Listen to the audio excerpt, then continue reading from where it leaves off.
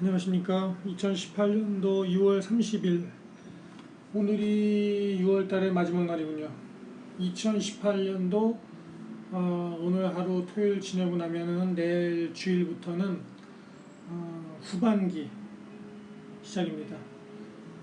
지금 소개해드릴 뉴스는 그 차일드 레이버에 대한 내용입니다. 그래서 이거는 보십시오. 베트남에 아직도 그 아동 노동이 있습니다. 아동 노동. 일종의 착취죠. 어린애들을 노동에 부려먹는 것이죠. 불법입니다. 그러나 이것이 아동처럼 사실 편한 대상은 없어요. 착취하기에. 왜냐하면은 아직 새 생명이죠. 새 상품이죠. 병도 안 걸리죠. 쉽게. 많이 먹지도 않죠. 순진하니까 아직 말도 잘 듣죠. 통제하기 쉽죠. 어차피 베트남에서 그렇게 하이테크를 요구하는 일하는 데 있어서 기술을 요구하는 것도 아니고 단순 노동인 경우에는 이렇게 말 잘 듣고 도망 안 가고 순진하고 덜 먹고 불평이 하기 어려운 그런 어떤 아동들을 노동에 쓰고 또 월급이나 급여 이런 것들을 최소한도로 주거나 안 줄 수도 때로는 안 줄 수도 있는 대상이기 때문에 뭐 인류 역사상 많이 해왔던 방법인데 근대 현대에 들어와서는 이거 안 하죠. 선진국에서는. 그런데 베트남에서는 아직도 이것이 남아있는 것입니다. 베트남 정부에서 없애려고 많이 애를 쓰는데 중앙정부의 힘이나 영향력이 또는 감독이 저기 뭐 여기 같은 대도시를 하더라도 미치지 않는 곳이 있고 지방 같은 데는 특히나 그러죠. 여기가 아직 고속도로도 다 뚫려 있지 않은 나라니까 오죽하겠습니까? 통제하기가 쉽지가 않죠. 그 내용을 숫자로 먼저 충격적인 내용을 보면은요. 지금 베트남 전역에 아동이 보십시오.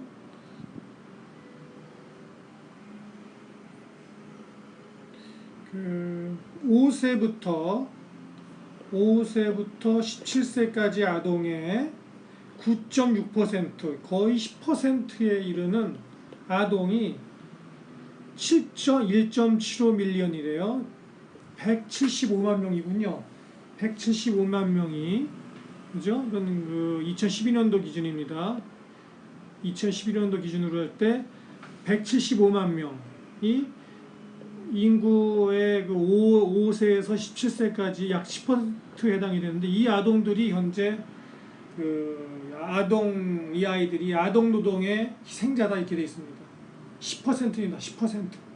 5세에서 17세 사이의 아동의 10명 중에 1명이 부당한 노동에 시달리고 있다. 이런 통계입니다. 이게 좀 무서운 통계예요. 그래서 제가 베트남에 살면서 느끼는 점이 여기 부지불식간에 이렇게 사람들의 말이나 행동이나 이런 사회 분위기를 보면은 아동들, 어린아이들에 대한 배려가 없습니다. 있긴 있죠. 딱 하나 자기 자식들에 대한 배려는 확실합니다. 그러나 내 자식이 아닌 경우에는 없습니다. 그런 것이. 또는 내 아이의 친구나 친척들까지는 좀 그래도 좀 배려가 있는데 그 외에는 배려가 없습니다. 예, 뭐 남의 자식이 어떻게 되든지 말든지 관심이 없는 거예요. 그래서 이러한 문화가 고쳐져야만 내 자식이 귀한 만큼 남의 자식이 귀한 것을 알게 되고 그래야만 이러한 10%에 육박하는 아동 학대율 노동의 퍼센티지가 근절되지 않을까 그렇게 생각합니다. 이 점에 대하여 베트남 정부도 심각한 것을 깨닫고 많이 애를 쓰고 있죠. 여기 이제 살펴보겠습니다.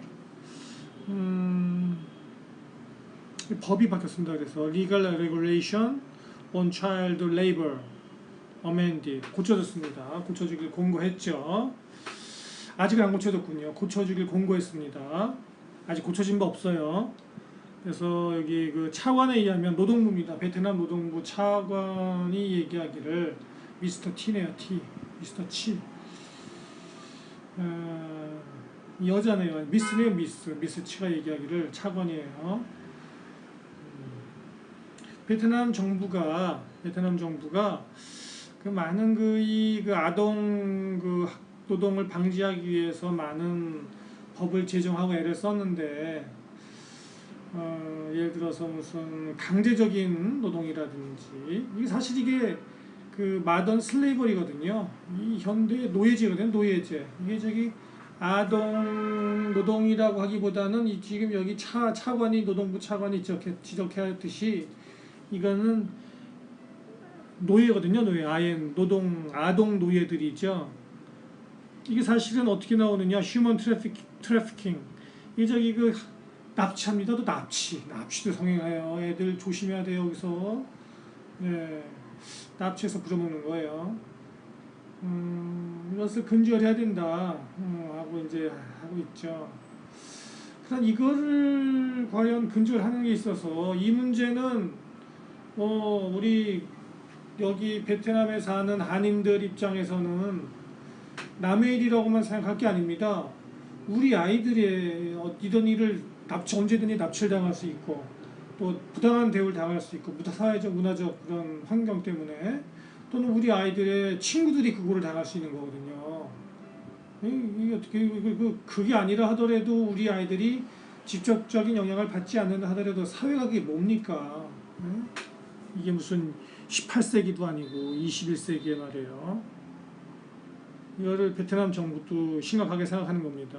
근절이 잘 안 돼요. 이 사람들이 베트남인들이 굉장히 끈질기거든요. 자기네 그 이익 앞에서는 물불을 안 가리는 사람들이기 때문에 그 근절하기가 쉽지 않은 겁니다. 이게 특히 이제 이 강도가 센 스트레니어스, 하자더스, 위험한 노동들, 위험한 일들을 갖다가 아동을 특히 시킨다는 거예요. 저는 이런 사람을 보면은 머리에 그 검은 털난 짐승이라고 그러죠. 사람을 머리에 검은 털난 짐승을 상대하지 말라는 말이 이게 붙어 있는데 보면 인간이 제일 무서운 것 같습니다. 네, 인간이 제일 무서워요.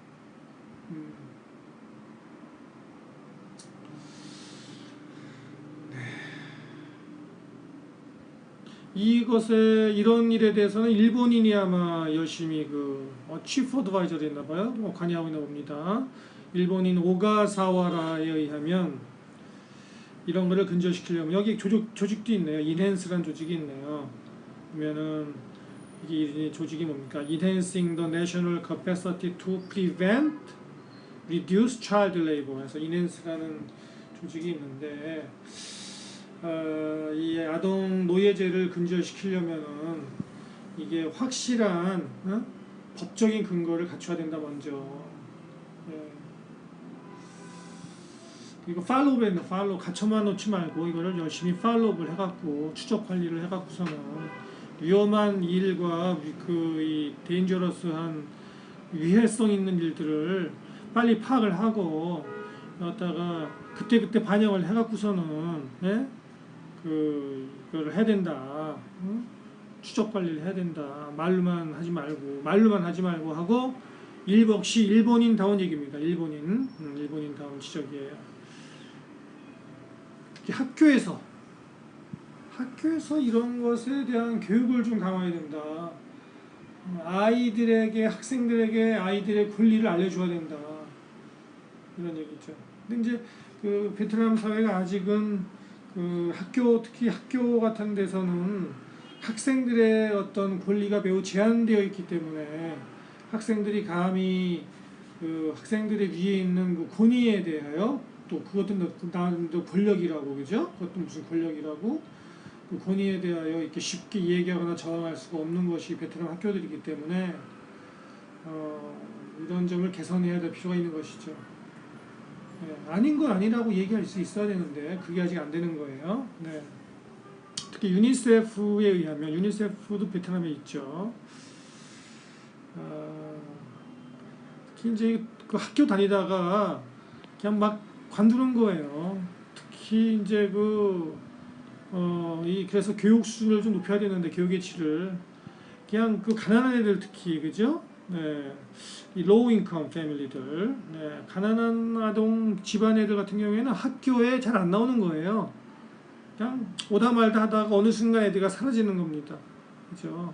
가난하니까 그 애 입 하나라도 줘야 되고 입 하나 줄이려면 애를 팔아야 되죠. 우리나라 옛날하고 비슷하죠. 어디다 일하러 보내는 거예요. 어린애들 입 하나 줄이고 걔가 또 돈도 좀 벌을 수 있으니까. 네, 이것이 문제다. 네. 이거 어떻게 이거 갖다가 리갈 프레임워크를 짜느냐. 그죠? 이거는 반드시 인터내셔널 스탠다드와 같이 가야 되죠. 왜 맞춰야 되는 거죠. 보조를. 베트남 스탠다드가 아니라 인터내셔널 글로벌 국제적인 기준에 맞춰야지. 베트남 기준에 맞춰서 애들을 갖다가 이렇게 막 개부리듯이 부려먹어야 되겠느냐 하는 것이 유니세프의 의견입니다. 네. 자, 또 보면은 그래서 이제 이런 것에 목적에 맞추어서 베트남 노동부도 법률 revised regulation 법률 개정에 최선을 다하고 있고 아동뿐만 아니라 애덜랜스도 청소년 애들도 많이 부려먹는 거예요. 왜? 애들이 뭐 힘 있어요. 조그만 애들이, 유아들이. 청소년은 돼야지, 한 서너 살, 15살은 돼야지 힘이 있을 거 아닙니까? 제가 이 생각을 하고 나서 보니까, 이걸 읽고 나서 보니까, 제가 지난 3년간 베트남에서 살던 거를 곰곰이 생각해 보니까, 이렇게 보니까 진짜로, 되짚어 보니까, 그런 것들을 많이 봤던 것 같아요. 어떤 경우에는 일하러 다니는 친구들 이렇게 보면은, 쟤는 굉장히 아직 어린애인 것 같은데 쟤는 한 서너 살밖에 안 되는 애 같은데 무거운 거 다 들고 어른같이 일을 한단 말이에요. 그럼 저기 허리가 부러지지 않을까 한 걱정까지 하게 될 정도인데 제가 보면서 이게 바로 그런 거구나 이렇게 제가 이제 이 기사를 보면서 확연하게 깨달았습니다. 네. 이 베트남의 미래를 위하여 안 좋은 것이죠. 이거는 반드시 베트남이 고쳐야만 이 점에 대해서는 해결해야만 베트남이 한 단계 더 도약할 수 있다. 이렇게 제가 생각을 합니다. 전 세계적으로 보면은 152밀리언 정도의 아동이 학대를 당하고 있고 그 중에서 베트남에는 1.75밀리언이 일하고 있으니까 한번 계산해 볼까요? 그럼 전 세계에서 몇 퍼센트인가? 그래도 뭐 베트남이 그래도 양호하네요. 다른 나라에 비해서. 전 세계 몇 나라가 있죠? 한번 계산해 보겠습니다. 1.75 나누기 150이 하니까 한 0.01% 정도. 0.01이니까 1%. 베트남이 1%군요, 전 세계. 꽤 높네, 그러면. 베트남이 전 세계 아동 노동의 1%를 담당하고 있습니다. 와, 이거 축하해야 될지 상당히 높아요. 이걸 어떻게 얘기를 될지 잘 모르겠네요. 하여간 이런 뉴스가 있다는 걸 아시고 베트남에가 그러다 보니까 바로 이런 문제 때문에 그 베트남의 노동의 질이 낮은 겁니다. 노동의 질이 아직도 그 워크 퀄리티가 낮아요. 이것은 그 아동들과 청소년들에 대한 전반적인 인권 향상, 또 교육의 향상을 해야만 그 전반적으로 그 인력의 질이 높아지죠. 하이 퀄리티가 되는데 이게 해결 안 되니까 인력의 질이 낮고 이 사람 그 워커들의 일하는 일꾼들의 이 아직 그 모랄이 낮은 겁니다. 꼭 개선되기를 바랍니다. 감사합니다.